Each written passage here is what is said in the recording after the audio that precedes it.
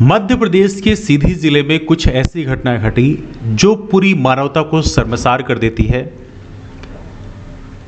और ये घटना एज ऑफ नाउ ऑलमोस्ट हर जगह में मीडिया के ऑलमोस्ट हर एक चैनल में डिस्कस किया जा रहा है। चूंकि अब ये घटना एक पॉलिटिकल एंगल ले चुकी है, चूंकि मध्य प्रदेश में 2023 में चुनाव भी होने वाले हैं, इसलिए हम इसके बारे में डिस्कस करेंगे। अपार्ट फ्रॉम दैट जो सामाजिक संगठन है उन्होंने भी इसके बारे में डिस्कस किया है, वहाँ भी चीज़ें डिस्कस की जा रही हैं, उनके ओपिनियन क्या है वो भी हम जानेंगे और अंत में मैं अपना ओपिनियन शेयर करूँगा कि बेसिकली है क्या। तो पहले देख लेते हैं बेसिकली यहाँ पर न्यूज़ क्या है। Who is Pravesh Shukla, Madhya Pradesh BJP worker caught on camera urinating on tribal man.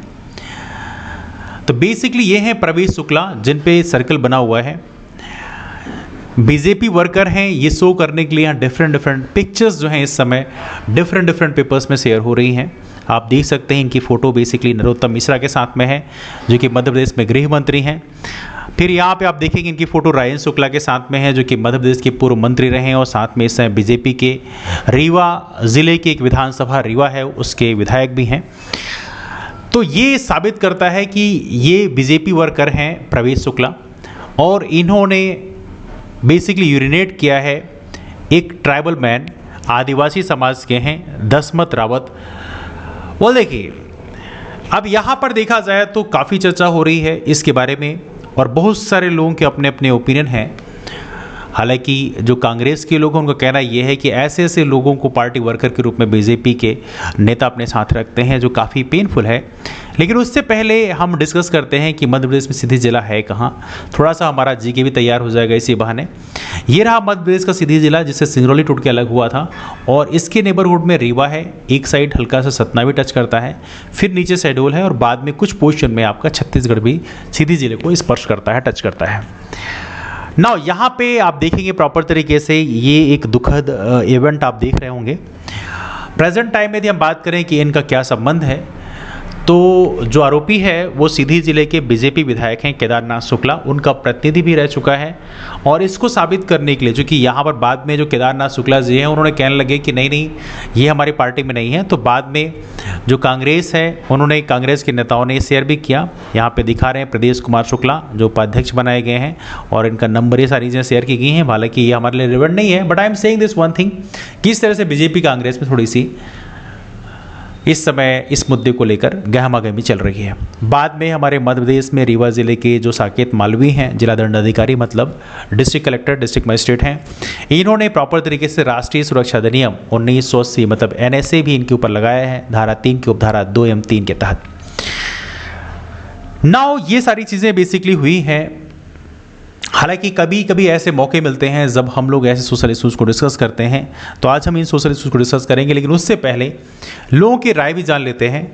हमारे यहाँ एक डॉक्टर साहब हैं जिन्होंने लिखा है, सोचता हूँ सीधी में जो कुछ हुआ मेरा बेटा होता तो मैं क्या करता, आप क्या करते। तो लोगों ने फिर अपने ओपिनियन दिए हैं। कुछ लोग कहना यह है ये तो बस एक वानगी उदाहरण बस है जो कि कैमरे में आ गया, ऐसे कितने अनगिनत उदाहरण होंगे। 60-70 साल के बुजुर्ग दलित को 25-30 साल के युवा ब्राह्मण को पैर छूते देखा है। कुछ कहना है कि समाज में बहुत से ऐसे अमानवीय लोग हैं, कभी कभी ये कैमरे में आते हैं। तीसरे कहना है अपने समाज के बुद्धिजीवियों को ब्राह्मण समाज का तहे दिल से पूर्ण रूप तिरस्कार कर देना चाहिए। समाज के सभी प्रबुद्ध लोगों को धन परिवर्तन कर ऊंची राजनीति से दूर हो जाना चाहिए, परंतु अपनी समाज में सलाह देने वालों की संख्या ज़्यादा है। ये बहुत सारी चीज़ें लिखी हैं। एक का कहना है कि बेटा होता तब क्वेश्चन मार्क ज़रूर लग जाता है, बिकॉज बेटा होता है यदि वो ऐसा करता है तो कहीं ना कहीं हम खुद शर्मसार हो जाते। एक भाई साहब कह रहे हैं कि नशे की वजह से समाज में ऐसे घृणित अपराध हो रहे हैं, तो कहीं ना कहीं सरकार को प्रयास करना चाहिए कि नशे जो है उसकी लत को ख़त्म करना चाहिए। फिर उनके नीचे किसी ने लिखा है कि नशा तो ठीक है लेकिन यहाँ पे नशा ऊंची जाति का होने का है, पैसे का नशा है, सत्ता का नशा है, तो ये नशा बेसिकली सही नहीं है। किसी एक ने फिर बाद में नीचे ये भी लिखा है कि नशा है तो भाई नशे में आपको माँ बहन तो समझ में आ जाती है, लेकिन कोई ऐसा इंसान आपको क्यों समझ नहीं आ रहा है। तो कहीं ना कहीं ये आपकी निजी सोच को दिखाता है। ऐसे अलग अलग लोगों के अपने ओपिनियन हैं। हालांकि बाद में जब ये वीडियो वायरल हुआ उसके बाद हमारे मध्य प्रदेश में जो आरोपी हैं उसके घर में बुलडोज़र भी चलाया गया। हालांकि बुलडोज़र चलाने का जो कॉन्सेप्ट है सरकार का बड़ा अजीबोगरीब कॉन्सेप्ट है, ये चीज़ मेरे बहुत ज़्यादा समझ में नहीं आती, लेकिन चलाया है उन्होंने तो नहीं पता होगा बेसिकली इसका कितना पॉजिटिव इम्पैक्ट है और इससे हमारे मध्य प्रदेश में जो अत्याचार है जो इस तरह से गलतियां हो रही हैं, घटनाएं घट रही हैं, वो कितनी कम हुई हैं। मध्य प्रदेश में इस घटना के बाद में हमारे जो शिवराज सिंह चौहान मुख्यमंत्री जी हैं, इन्होंने इनको बुलाया और बाद में इनके चरण साफ कर रहे हैं। या तो ये पश्चाताप है या तो कुछ और भी है, चूँकि मध्य प्रदेश में इलेक्शन भी होने वाले हैं 2023 के सितंबर अक्टूबर में, तो वो भी एक बहुत बड़ा फ़र्क डालता है, चूँकि मध्य प्रदेश में लगभग 21% आबादी शेड्यूल ट्राइब की है और शेड्यूल ट्राइब में इस समय खासी नाराज़गी देखने के लिए मिलती है। तो ये सारी चीज़ें बेसिकली यहाँ पर हैं जो प्रेजेंट टाइम में चर्चा हो रही हैं। अब मैं आपको एक और चीज़ डिस्कस करता हूँ जो सबसे इंपॉर्टेंट है, जो मेरा पर्सनल ओपिनियन है। वो क्या है? अपना ओपिनियन शेयर करने के पहले मैं आपको एक छोटा सा इवेंट बताना चाहूँगा जो कि बड़ा इंपॉर्टेंट है। आज से कई साल पहले, कुछ साल पहले मैं सागर ज़िले में गया। सागर ज़िले में जाने के बाद मैं जब वहाँ रहने गया, वहाँ की एक नगर पंचायत है, और रहने जब मैं गया तो वहाँ लोगों से मैंने पूछा, चूँकि मैं रूम देख रहा था, लोगों से मैंने पूछा कहाँ पे कौन रहता है, कहाँ पे रूम अच्छे हैं। तो तभी मेरी नज़र वहाँ के झुग्गी झोपड़ियों में पड़ी। हालांकि वहाँ पे रूम इतने ख़राब नहीं थे जैसे इसमें दिखाया गया है, लेकिन बस ये एक मतलब पिक्चर व्यू है। लोगों ने बोला वहाँ पे नीची जात के लोग रहते हैं, इसलिए वहाँ पे रूम देखने का मतलब नहीं है। मैं इस चीज़ से थोड़ी सी हतप्रभ हो गया कि आज भी लोग ऐसे वर्ड्स का इस्तेमाल करते हैं। एनीवे, बाद में हमने एक रूम लिया। रूम लेने के बाद में हम लोगों ने जो है अपने रूम में ये सोचा कि आरओ लगवा लिया जाए। आरओ तो था लेकिन रिपेयर करवाना था, तो रिपेयर करवाने के लिए जो कंपनी है उनको फ़ोन लगाया गया, वहाँ से एक टेक्नीशियन को भेजा गया। टेक्नीशियन रिपेयर करने के लिए आया। अचानक से मैंने ऐसे ही मतलब जब कोई आप आता है तो आप उससे पूछ लेते हो ना, आपका शुभ नाम क्या है, आप कहाँ के रहने वाले हैं, और आपके बच्चे क्या कर रहे हैं, कैसे हैं, कितने पढ़े लिखे हुए हैं। चूँकि मेरा थोड़ा इंटरेस्ट पढ़ाई लिखाई में है, तो मैं आमतौर पे लोगों से पूछ ही लेता हूँ कि भाई आपके बच्चे पढ़े लिखे कितने हैं। किसी के बच्चे पढ़ाई नहीं कर रहे हैं प्रॉपर तरीके से, तो मैं उन्हें ये भी कहता हूँ कि भाई आपको बच्चों को पढ़ाना चाहिए, चूँकि पढ़ाई बहुत ज़रूरी है। डॉक्टर अम्बेडकर ने खुद कहा है कि शिक्षा उससे नहीं का दूध है जो उससे पिएगा वही गुर्राएगा। गुर्राना तो चलो ठीक है, लेकिन खुद का विकास होता है जो काफ़ी इंपॉर्टेंट है। तो ये सारी चीज़ें मैं कहता हूँ। इसकी आशा से मैंने उनसे उनका नाम पूछ लिया। जैसे उन्होंने अपना नाम बताया तो फिर उन्होंने बोला कि आपको सर कोई दिक्कत तो नहीं मेरी कम्युनिटी के लोगों से ये आरओ सही करवाने में? तो मैंने कहा मुझे क्यों दिक्कत होगी, ये तो भाई आपका काम है, आप कर रहे हो, आप उसमें एक्सपर्ट हो, सिंपल सी बात है। उन्होंने बोला नहीं आपके इससे राय बाकी सारे लोग नहीं रखते। यहीं पर एक सोनी टोला है, सोनी टोला। देखो मैं अपने समाज के बारे में बात कर रहा हूँ, जैसे आपको ये ना लगे कि बेसिकली मैं यहाँ वहाँ की बात कर रहा हूँ। तो कमाल की बात है, हमारे समाज के लोगों का एक टोला था वहाँ पे, जो मुझे पता नहीं था उस समय, क्योंकि मैं वहाँ नया नया गया था। तो उसने बताया कि मैं जब वहाँ गया एक घर में, तो उन्होंने मेरे से नाम पूछा और नाम पूछने के बाद में मेरे से आरओ सही करवाने से मना कर दिया। उन्होंने बोला कि कंपनी में जाओ और किसी ऊंची जात के इंसान को भेजो, तब जाके मैं आरओ रिपेयर कराऊंगा।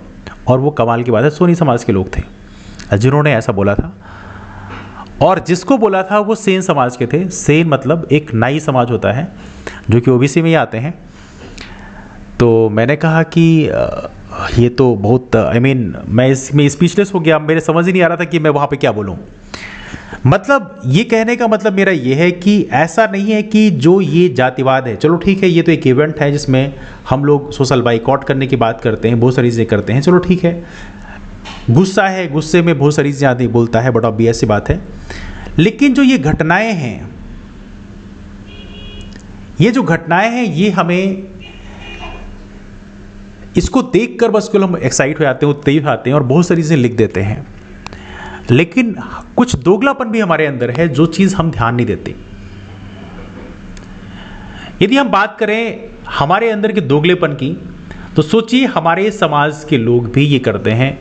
मतलब मैं एक बैकवर्ड क्लास से आता हूँ और बैकवर्ड क्लास के लोग ही बैकवर्ड क्लास की दूसरी कम्युनिटी के साथ इस तरह से जातिवाद कर रहे हैं, तो कहीं ना कहीं ये बहुत ही घिनौना कृत्य है। हमारे ही समाज के बहुत सारे लोग जो हैं आज भी जातिवाद के फंदे में फंसे हुए हैं और कुछ लोगों को जानवरों से नीचे का दर्जा देते हैं। वैसे मैं कहना चाहता हूं, जो इंसान सामने वाले को जानवर से नीचे का दर्जा दे, वो सामने वाला उससे जानवर नहीं बनता, आप खुद जानवर बनते हो। यदि किसी के साथ इस तरह से आप छुआछूत करते हैं, मतलब आपने आपकी घटिया रवैये को दिखाते हैं, प्रदर्शित करते हैं। और कमाल की बात यह है कि ये आज डेट पे हमारे देश में, यदि आप गांव में जाएंगे, लगभग 70 से 80% घरों में आपको ये चीज़ देखने के लिए मिलेगी। मैंने देश के लगभग कई सारे क्षेत्रों में विजिट किया है हो सकता है कुछ लोग कहें कि नहीं नहीं ये फालतू बातें हैं, सब कुछ नहीं होता है ऐसा। देखो, फालतू बातें आपके लिए होंगी, लेकिन ग्राउंड रियलिटी जो मैं बता रहा हूँ उसको यदि आप मानोगे और समझोगे तो बेसिकली देश में बदलाव हो सकता है। जब कोई समस्या को डिस्कस किया जाता है तब जाके उसका सलूशन मिलता है। यदि आप डिस्कस ही नहीं करोगे तो सलूशन कहां से मिलेगा। यदि ग्राउंड लेवल पे हम देखें तो हमारे ही घरों में कई बार प्रोग्राम होते हैं। घर में जब प्रोग्राम होते हैं, शादी वादी का टाइम होता है, मैं खुद अभी गया, कुछ जगह गया तो वहां पर मैंने देखा कि कुछ औरतें अलग बैठी हुई थी। मैंने पूछ लिया कि भाई ये क्या है, अलग क्यों बैठा हुआ है। तो लोगों ने बोला कि भाई ये निचली जाति के लोग हैं और इसलिए इनको अलग बैठाया हुआ है। सोचिए आज 2023 में, 2022 में यदि ऐसी समस्याएं हैं और आज भी लोगों के अंदर नीची जाति ऊंची जाति का ये दिमाग में कीड़ा भरा हुआ है, तो सोचिए क्या हो सकता है समाज का। हमारे देश में बहुत सारी जातियां हैं और हायरार्की सिस्टम उसे बना दी गई है। हायरार्की का मतलब ये है कोई किसी से ऊंचा है और किसी से नीचा है, मतलब आप किसी से ऊंचे हो। मतलब मैंने देखा है कि हर एक जात में लगभग ये फीलिंग है कि मैं इससे ऊंचा हूं और इससे नीचा हूं। और कमाल की बात है, काफी दर्दनाक है। तो हमें जो है, हाँ ये बात सही है कि कोई गलत होता है तो उसको हमें उठाना चाहिए, उस मुद्दे को उठाना चाहिए, लेकिन सिर्फ सामने वाले को क्रिटिसाइज करने से सलूशन नहीं होता। हमें भी अपनी तरफ से अपने घर के लोगों को समझाने की ज़रूरत है। ये बहुत बड़ी ज़रूरत है जिसको मैं डिस्कस कर रहा हूँ। मतलब अपने माँ बाप को भी हम लोग नहीं समझा पाते कि भाई ऐसा काम नहीं करना चाहिए। तो कहीं ना कहीं मैं आप लोगों से कहना चाहता हूं कि शुरुआत अपने घर से कीजिए। और अपने घर में यदि आपके अंदर ये छुआछूत की भावना है, आप किसी को अछूत मानते हैं, तो ये चीज़ों को आपको बदलने की आवश्यकता है। मतलब हमारे अंदर जो दोगलापन है उससे बाहर निकलने की आवश्यकता है। हालांकि मैं इसमें कुछ और लोगों को भी कहना चाहता हूँ। कई बार हमारे देश में जो हमारे यहाँ रिजर्वेशन सिस्टम है, आप लोग जानते हैं। अब रिजर्वेशन सिस्टम का मतलब जो है, कुछ लोग कुछ अनाप शनाप बोलते हैं, लेकिन इसका मेन पर्पज़ है कि देखो हर किसी को जॉब तो मिल नहीं सकती, बट ऑब्वियस सी बात है। तो रिप्रेजेंटेशन देने का ये एक तरीका है। और जो रिप्रेजेंटेशन जिसको मिला, मतलब जिसको नौकरी मिली रिजर्वेशन के माध्यम से, मतलब वो समाज का क्या बन गया, रिप्रेजेंटेटिव बन गया, प्रतिनिधि बन गया। जब आप समाज के प्रतिनिधि होते हैं तो मतलब आपकी जिम्मेदारी होती है कि आप उस समाज को सही रास्ते में लेके जाएं। एसटी, एससी, ओबीसी किसी भी कम्युनिटी का यदि आपने आरक्षण का बेनिफिट लिया है, इसका मतलब ये है कि आप अपने समाज को, हालांकि बाकी समाज के साथ भी आपकी जिम्मेदारी है, लेकिन कम से कम अपने समाज को जहां से आपने लिया है वो सोसाइटी को पे बैक करने की आपकी रिस्पॉन्सिबिलिटी बनती है। लेकिन कभी कभी देखा जाता है कि जो अधिकारी हैं वो अपने महलों में बैठे रहते हैं और कभी भी लोगों के साथ इंटरेक्ट नहीं करते। लोगों से इंटरेक्ट करने की तो दूर, कभी उनसे बातचीत करने का किसी की कोई काम पड़ गया तो वहाँ पे सुनने को भी तैयार नहीं होते हैं।